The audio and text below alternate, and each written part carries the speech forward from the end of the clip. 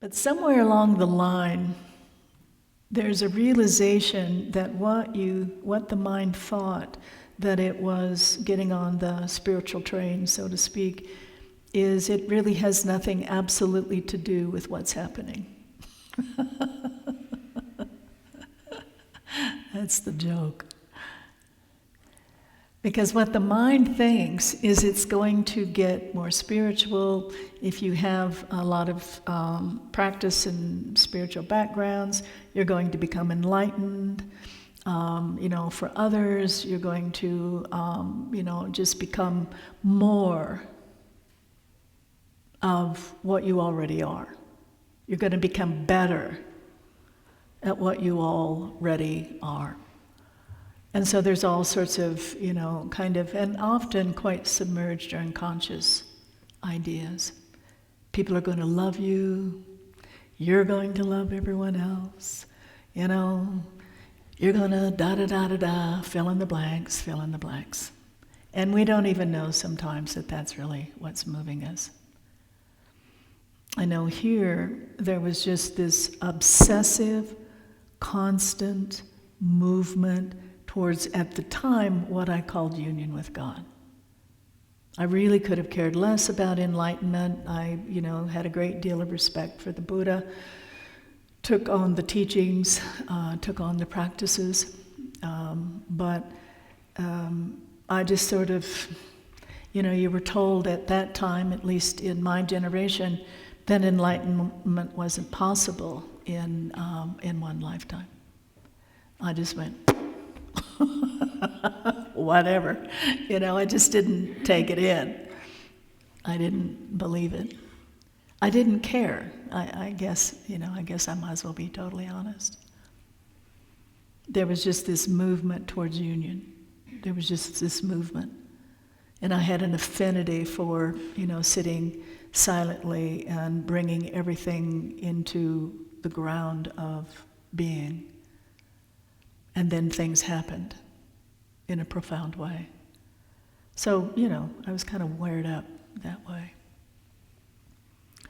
But I had no idea, and I don't think you have an idea until there's a kind of a maturity. A lot of the deep-seated conditionings are brought to the surface and liberated. You're really freed from just enormous neuroses and tendencies. It just happens naturally. The more light, the awareness comes into, the more it brings it to the surface, and it liberates it. It's, as I was saying yesterday, it's redemption. It isn't that you just arrange the furniture in your life more pleasing and better. It's gone. After a while, you don't even remember your life before. It's gone. It doesn't exist anymore. And so then you begin to trust actually what's happening, and you go deeper into it, and there's more willingness, and there's more inviting, and there's more, I guess I'd use the word courage, which really is kind of as an open-hearted loving. Kind of a deep devotion starts to come into the life. And you'll go, whatever, give it to me.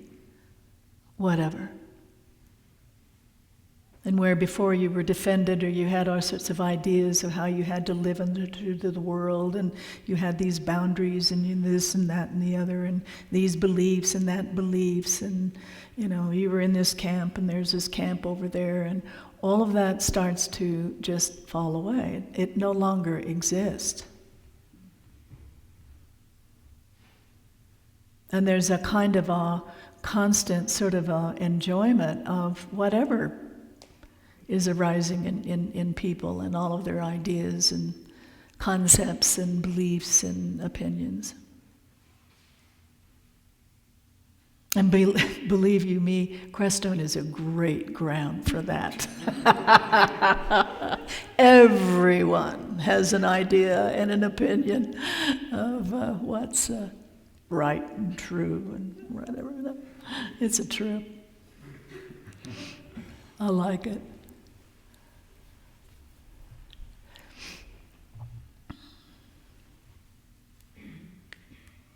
But something starts to dawn. And what starts to come into consciousness, it's not an improved, happier, more wonderful, more calm, healthier human being, though that does happen in most cases. What you see is a dissolution, a disappearing of the me itself. And according to how you're wired up around that, that will be either the resistance or it's just more and more and more and more and more openness.